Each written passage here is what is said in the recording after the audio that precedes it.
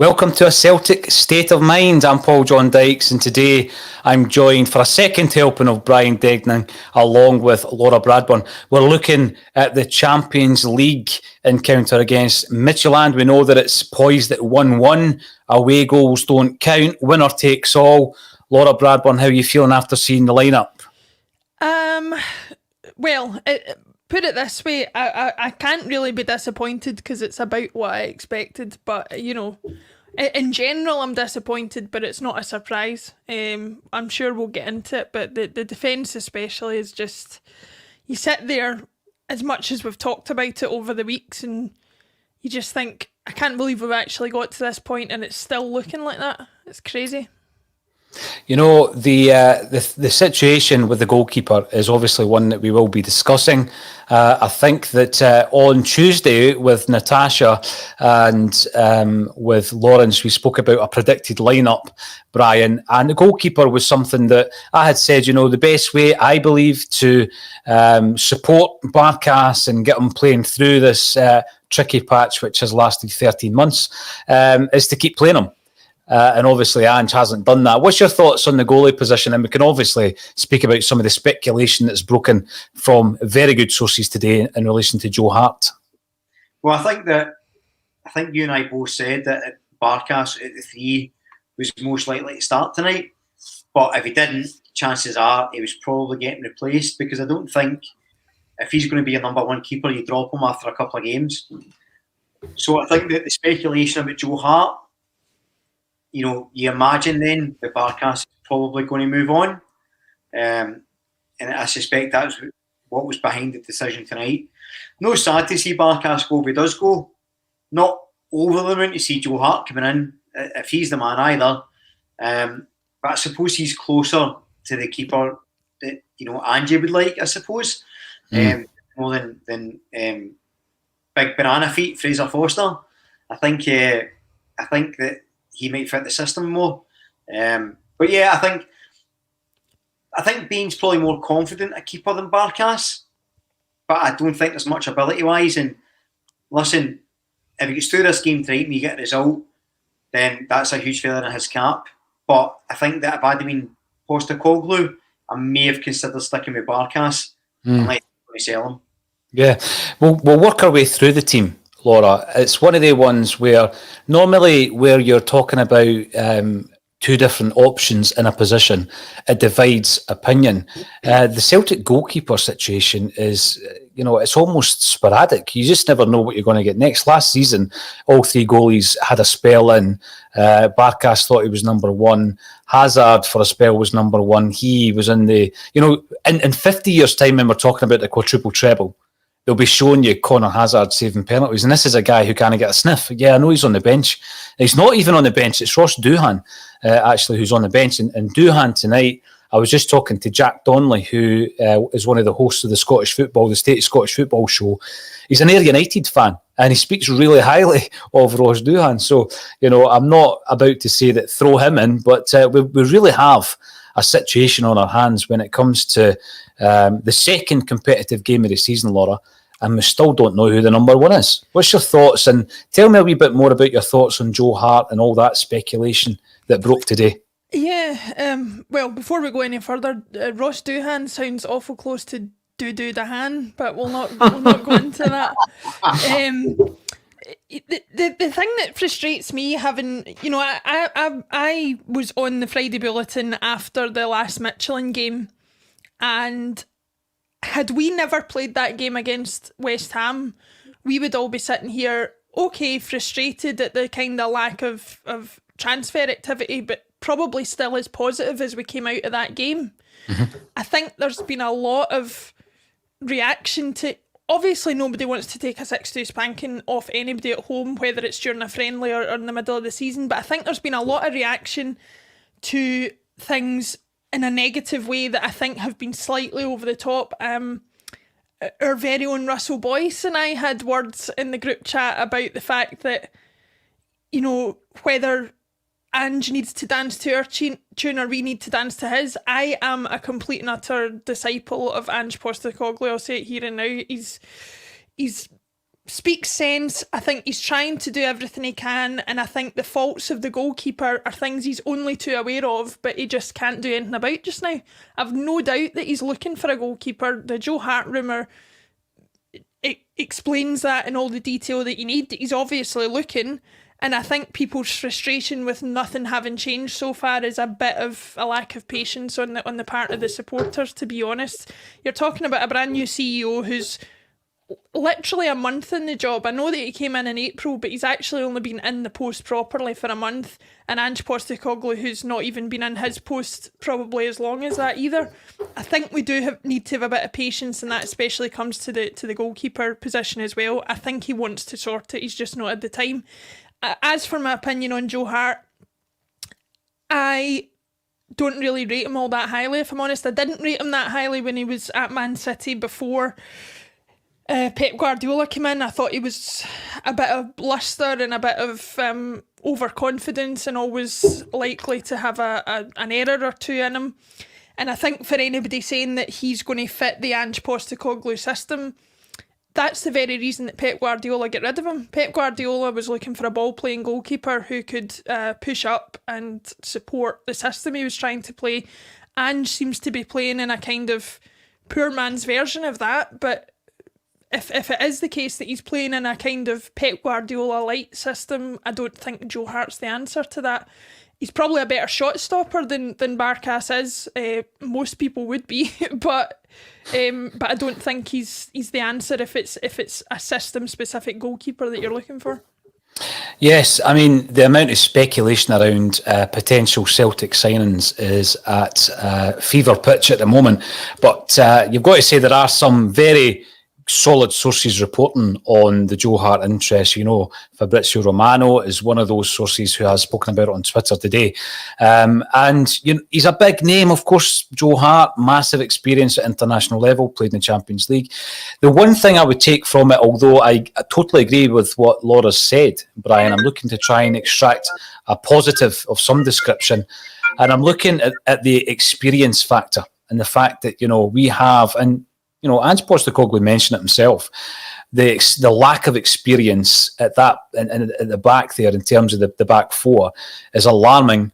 And what you need is someone behind them just to actually talk them through some of the basics of defending set pieces, someone who can command these areas. So yes, although we're talking about the very nuances of what Ange wants his goalie to do, what about the basics as well? You know, a corner comes in, let's defend this. A set piece comes in, let's defend it. Because we can't do it. We've not done it last season, and first competitive game of this season, we've not done it either. So in terms of the speculation, I think Joe Hart's one that has divided opinion, judging by social media reaction, Brian.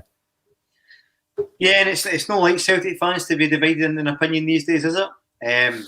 The thing about it is, we were talking about opinions today, and Colin and I, as per our Wednesday sort of remit, disagreed spectacularly in a couple of things. But the reality is, we're both right and we're both wrong. You know, it doesn't really matter what opinion you hold.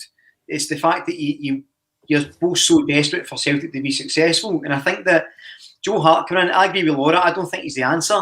I think he's closer to the answer than Fraser Foster or Barkas are. But I don't think it's a particularly ambitious signing. I think that, you know, there seems to be this discussion of, if you're a good player, get them in. And you say, well, if you're a good defender, you head the ball, you clear the ball, get them in. Well, Shane Duffy was a good defender for Brighton, but he played at the right of a back three, and he was asked to run with the ball and pass it, and he was caught out time after time. Anytime a ball came over, he didn't have the pace to get back, because that's not the type of defender he is. But on paper, a good defender he makes. He's aggressive, he wins the ball in the air. And that's the crux of the argument, is it being good enough ain't enough.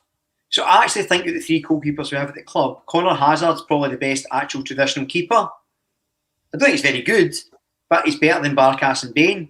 However, the reason he's not going to play under Postecoglou is because he can't have that composure when the ball comes to him. Joe Hart probably has that composure. You're not asking to be Pirlo. You're not asking to ping the ball 60 yards. You're asking to just, when he receives possession, have the composure to take it and make a simple pass, which sounds easy on paper, but I don't think it is. What you have to understand about Joe Hart is, when he went to Torino on loan, he conceded 58 goals in a season, the second most in the entire Serie A. That's not that great. Then he went to Burnley and Nick Pope, who was a kid, in his place. Then he went to Tottenham and he's third choice keeper. Yes, he's an ex-England international, but that doesn't mean much nowadays. If we're honest, and that's no disrespect to England or any national setup. For me, he's better than what we have, but it's been better than what we have enough. No, for me.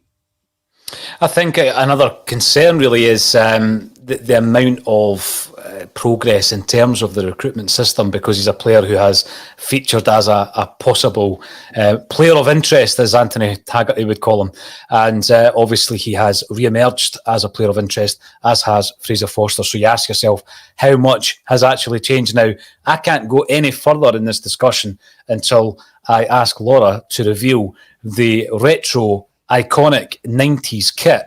Third kit reminds me of the Hampden season.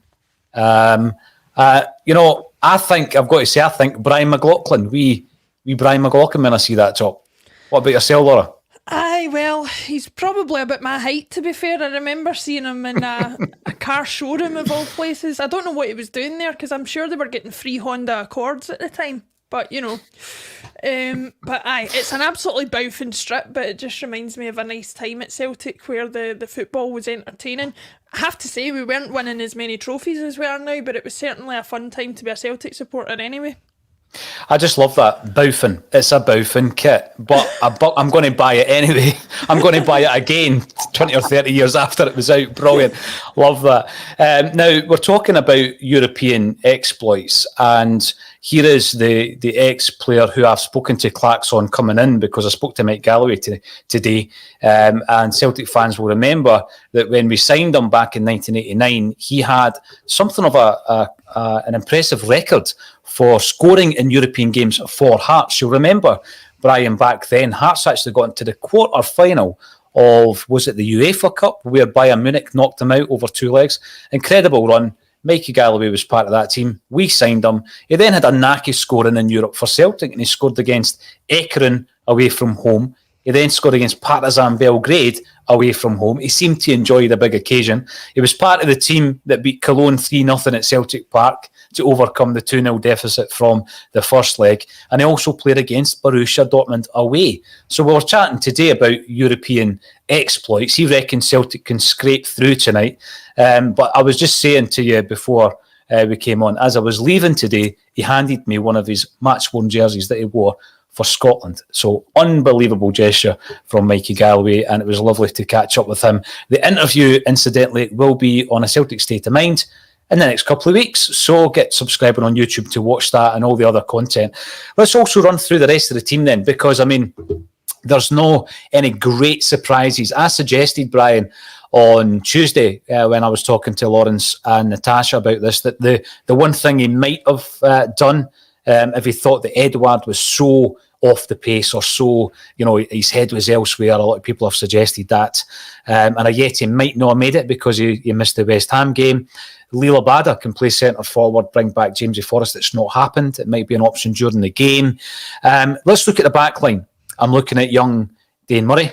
It's his first competitive start, his first senior start in the professional game, and he's lining up with Stephen Welsh. Obviously, what we've seen from the defence is that both those centre-halves will kind of spread out wide a wee bit. The full-backs will push up. They'll be playing as inverted full-backs. We've seen that. They play almost centrally at points. They play top left and top right.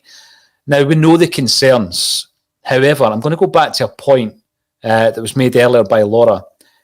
Had we not, and I know we did, play West Ham and get absolutely trounced 6-2. I keep saying hammered, and I've got to stop saying that. Trounced 6-2. We would probably be saying, you know what, Welsh and Murray, for the period that they were on the park in the first leg, equipped themselves really, really well. I think that Welsh could talk them through that game. So has anything changed in that respect? Can we look at the first leg and the performance of the defenders in that first leg, Brian, as a positive kind of benchmark, and say, well, you know what, if we can perform like that tonight, we're in with a chance here? I think so. I think one of the things you have to look at for the first leg is that the entire team played well. they defended together and they attacked together. Against West Ham, there was a bit of a separation, and I think the defence was exposed. So Postecoglou himself said that he wanted the team to defend better. It wasn't just about the defence, in the same way that not scoring is not just about the strikers. I'm more concerned about the fullbacks, if I'm honest, the way I have been, than I am about Dane and Welsh. Because I actually think that, although, yes, it was a bit of a thank you book, Big Antonio put them in his pocket, threw them about, but I think they'll learn from that. And the reality is, I'm not going to play that standard tonight. You know, Midtjylland, without any disrespect, and listen, if the club was 4-1, then I would definitely eat my words, but I don't think it looked anything overly special. And I think, you know, I think we were pretty dominant, if I'm honest. I thought we looked fairly comfortable. I saw one in the cards, and the fact that I was disappointed with a draw, considering how the trepidation going into the game, I think that alludes to the point that we're probably looking at a victory tonight. And I think that it's going to be very telling for a guy like Murray how he reacts. You know, if he's really shaky and, you know, makes a mistake and flaps and goes into himself, you know he's probably not going to go that far. I know that's usually harsh and presumptuous to say, but I think you can see a lot of someone's character in that case. But I expect, in the limited knowledge I have of them both as people, that they'll step up and they'll say, right, that's not happening twice, lads. This is what it's about. They're both Celtic fans. Dane Murray's got a fantastic opportunity. You know, he looked a shoe-in for the Colts in centre mid. You know, now he's looking at maybe first team centre back, playing in Europe. That's a big carrot, and if that boy can take it, brilliant. I'm delighted for him and delighted for the team. But I think the focus has to be on how well the team plays, no defence, because ultimately, you know, it sounds like a cliche, but they'll defend together and they'll attack together. Now, you know, when we're looking at heroes, and it's time for heroes tonight, that's for sure. And we're talking about a young kid, really, Laura, like, you know, Dane Murray coming in. We know that Carl Starfelt is in the building. We've also long and hard spoken about the issues at fullback. It looks as though we're some way down the line with a deal for Buta as well, so he could be coming in at right back by the time we line up to face Hearts for the domestic opener. We might be in a bit of better shape. I mean, once we do that and there's a bit of a facelift at the back, and I know that's not perfect, by the way, because we still haven't got the goalie in, we still haven't got another centre half or a left back, which has been suggested that we require. How are you feeling going into the domestic game after tonight, or can you not really say until you see another performance this evening? I think Abada's shown enough to suggest that he looks like a good find. Obviously he's young and he's only had a few appearances, but he seems enthusiastic, which is already a step up from some of the other players that we've had in the squad over the season. I think the only thing that concerns me is if we don't get a few more defenders in, if we don't get Buta in, if we don't get at least another left back in as well, then we are going to struggle, because you're at the point just now where we're not even, the defence isn't even what we want, and if we ended up with injuries, we'd be even worse off than we are now. You know, I really hope that we can do something about that. But from the midfield forward, I'm quite encouraged with what we've got. We probably need another defensive midfielder to give us another option other than Sorrow. McGregor, if he keeps the lack of injuries that he's had, he'll be a reliable source of what we need in midfield. Turnbull, I think, is, everybody knows my feelings on David Turnbull, so I've no concerns there.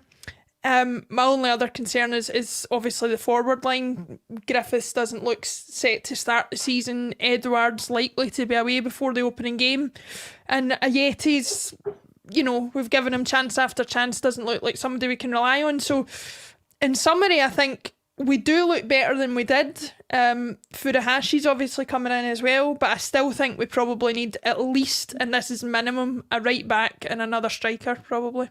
Yeah, I mean, some of the comments coming through just now would share your views, I think, Laura. And we have James Ritchie coming in on YouTube. Get Edouard out. Doesn't want to be there. Didn't last season either, but for some reason can do no wrong. He does seem to have the incredible ability, Brian, to always be picked when fit. We know what he can do. The manager, the gaffer, obviously knows what he can do. And I think that going back to a point Laura just made there about Ajeti, I just think it's down to the fact that we know Edouard can be a game changer, and we've not seen it from Ajeti, have we? I mean, we raise our hopes a wee bit. He's captained the first game under Ange. He scored a couple of goals in pre-season. We don't know how much we can make of that. But really, I'm thinking back to last season. Yes, he scored the winner against Dundee United at Tannadice. But other than that, he's not shown me enough as the only other striker that we really have available, unless you're going to start moving guys like Abada around the park, like I suggested on Tuesday. He's the only guy that could win a game for us. I mean, I don't see Ajeti as being a game changer. He's not going to win us the game tonight. Watch him scoring the winner, and I'll eat my words as well, Brian. So what's your thoughts on the Edouard situation? Is this going to be his last game, perhaps, for Celtic? It's hard to say. I mean, there's two ways of looking at it. I mean, first of all, Edouard's not actually said he wants to leave. You're making a lot of assumptions based on agents and paper talk, so he maybe want to stay. I suspect he does want to go, but he's not been as vocal about it as, say, Ayer did when he was quite blatantly saying, I don't want to be here. The thing about Edouard, and Celtic were atrocious last year, and he still finished league top goal scorer, which indicates that Edouard on half effort is still doubly as good as anybody else in the team. So if you're Ange, you probably have to pick him. Like, I think if you don't pick him tonight and we go out, questions are going to be asked, because the narrative tonight is he doesn't want to be there. Why you play him? If we go out, it'll be he's our best player. Why did you not play him? So I think if I was in Ange's position, I would have probably picked him as well. Ajeti, I think, has got a future, but it's a big question marks in it. I thought he should have been disappointed not to start the first game, if I'm honest. I felt he did enough. But the reality is, Ange has seen him every day in training. For him, it's a clean slate. And maybe Edouard's just impressed him more. Maybe it's just as simple as that. And listen, I hope he impresses us tonight. And as you say, Paul, I don't care who scores. I don't, well, maybe apart from one, but I don't care who scores tonight and wins us the game. It doesn't matter. Ultimately, as long as they're trying their best while they're wearing that jersey, that's all that's important. And I think, to be fair, Edouard, so far, you maybe not seen the best of him, but I don't think he's looked lazy. I think the effort's been there. It's a funny one, Edouard, because he's almost like a bit like, it's a weird comparison. See the way Samaras was? Big Sammy, I loved him. But it was as much because he's beautiful hair as it was because he's aptitude as a player, because the big man looked like he couldn't be bothered at times. And yet, he could be unplayable. So I understood why he got picked. And Edouard is a far better player, but I think maybe in the same mould. That's the thing with Samaras. He was up for it when it really, really mattered in the big games, which could probably frustrate the life out of his manager and the supporters alike, as well as his great hair, as you've already picked out. I just loved the way he was able to bring a ball down on his chest. He had this unbelievable ability.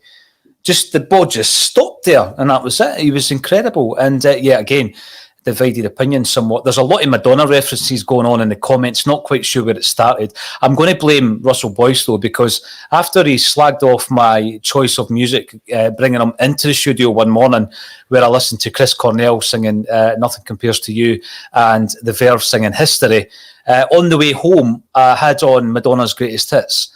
Laura, I don't know if that will appeal to your more pop-tastic kind of taste, but I am a Madonna fan, a closet Madonna fan, and there's a lot of Madonna references coming through. My favourite that I can see is PG Don't Preach from Forever and Ever Celtic, one of my favourite songs. My all-time favourite Madonna era is Rain, with that wee pair of gazelles in the black hair, which I model mine on, clearly. So when we're looking at Turnbull, there's a few points coming through on Turnbull as well, Laura.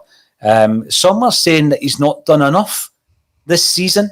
We've got a few number 10s at the club. I've got to say I've been pretty impressed. I was concerned when I spoke to Alan. Alan does the stats. He's the stato, Alan Morrison. And he's had a slight concern that David Turnbull may not fit the kind of system that Ange wants to play in terms of defending from the front, winning the ball back in the final third, etc. I've been as impressed with Turnbull in the one competitive game, certainly, than I was near the end of last season. Laura, what's your thoughts on that? I know you're a big fan. I don't think you can have a football team full of 11 players who are going to stick the boot in and win the ball back for you. There are players whose role that is, and there are players whose role that isn't. For me, that is not David Turnbull's role, but find me another player in that squad that can find a pass the way he can, that can take a set piece the way he can, that can visualise how the team is moving and finding pockets of space. There's nobody better in the team to do that. And I'm a big proponent of the statistics that Alan puts out. I very much often argue in favour of them when other people kind of write them off. But in David Turnbull's case, I think because the things he does are so specific going forward, it can be difficult to quantify his effect. But no, I think if you think he's not having enough impact, it's because you're not really paying attention to what he's doing. For me, we've talked about Edouard being streets ahead of anybody else in the team. I would comfortably put Turnbull in second place as far as that's concerned for ability and quality on the ball in the Celtic squad. We have Tommy Rogic sitting on the bench, Brian, tonight. I think, there has been occasions where people were concerned that Turnbull couldn't play the full 90. I don't have a concern about that if I've got Tom Rogic on the bench. Going to be honest, I've said it before, if you get 70 minutes out of Turnbull and then you bring on Tom Rogic for 20, I can handle that. Rogic does look as though he is, certainly physically, he looks a lot fitter, he looks leaner. Are we going to see a little cameo from Tommy Rogic tonight, do you think? Well, the thing with Tommy Rogic is he's one of those guys that just gives that bit of magic. The great thing about Tommy Rogic is he's so unpredictable. The bad thing about Tommy Rogic is he's so unpredictable. And that's the gamble you take with him sometimes. But yeah, I think it's spot on. I think he's the type of guy that can go off the bench and he just does different things to everyone else. And just touching back on the David Turnbull thing, I agree with Laura. I think he's excellent, and I think that actually the amount of times, so defending is like stuff we've talked about, it's not linear, it's not you're a good defender or you're not, it's different ways of doing it. So you might not run about sliding into tackles and winning the ball back, but when he's picking the ball up really deep, he can hold it, and he can drift by players and turn defence into attack, and that's something just as important, if not more so, than flying into a footed tackle. And so I actually think he's been excellent. But on your point, yeah, listen, if we get 70 minutes out of David Turnbull and 20 minutes out of Rogic, I'm okay with that, because that's two fantastic footballers that can give you something different. That X factor, that bit of magic, and probably Edouard aside, we don't have. Well, maybe Abada, we've not seen enough of him to the side, but we don't have a lot of that in our team. And if you look at Celtic teams over the years that have punched above their weight, we've always had that wee bit of magic. Nakamura's the standout, and generally speaking, quite an ordinary striking team. A team that I adored, by the way. I'm not, poo-pooing it, but Nakamura he was the magic. He was that ingredient that no one could predict. And I think Rogic isn't on his level, but relatively speaking, he's of a version. He's got the stardust, and I have no idea why the Madonna references are dropping into the comment section, but I'm going to run with it. Brian Watt, Barkas frozen out, Laura. Love it. I was about to say, you're talking to me about my pop-tastic tune. I take offence at being labelled a Madonna fan by proxy or anything, because I'm telling you, that woman dresses like your granny when she's just got a new boyfriend. Honest to God, she's bouffing, if I can use that word twice. I am not a fan, but anyway. There's so many grannies look like Madonna in the Gorbals, I'll tell you that. Mark Daly, last year Celtic were on holiday. This could go on and on. Keep them coming. And we need to get some predictions for tonight, because the only other thing I was going to point out is I've got a slight concern. I'm looking at the bench there. I would quite happily see Montgomery coming into the action. Forrest, absolutely. Rogic, we've already discussed. My big concern, I think, is if things don't go to plan with young Murray at the back, and I absolutely hope he is a standout tonight. I'm more concerned about the fact that we don't really have that cover on the bench. We've got Urhoghide, who has looked a bit shaky, especially when he's up against better opposition, Brian. And I don't know if there's been an injury to Leo Held, but I'm a wee bit concerned that he's not on the bench as well. And I just hope that's nothing to do with the interest that he has been attracting from down south. Is it a concern for you, Brian, that we're a bit thin, not only on the park, but on the bench when it comes to centre-half options? It's a concern, but it's not a surprise, is it? Sadly, it's I think since the, since before the end of last season. We've been calling out for we knew this was coming, we knew this was happening. So, of course, I'm concerned, but it's no surprise to me. I think he's on his way to Leeds and a coach now. I suspect he's probably off, which again raises the question why he's going to Leeds, a promising young player, and we're signing a promising young player, and Origi instead to replace him. A bit strange for me, but I won't rag on Big Wazzy in case he comes on and scores the winner, or in case I meet him in the street and he knocks me out. He's a big lad. He is. One final thing before we get to the action, Brian. Give me a prediction for tonight, and do you see it going to extra time? No, 3-1, no problem. We've got this. I really like that optimism. Laura, what's your feeling on tonight's game, just as we go to the action? I'm going to go more conservative on the scoring, but after all the negative talk we've had about the defence, I'm going to back us for a clean sheet. I'm going to say 2-0. 2-0, and I'll go for 1-0 Celtic, and the goal will be scored by David Turnbull. Right, so let's go and check out the action. We'll be back at half-time. Thank you to Brian Degnan, to Laura Bradburn, and for everybody for tuning in with me on A Celtic State of Mind.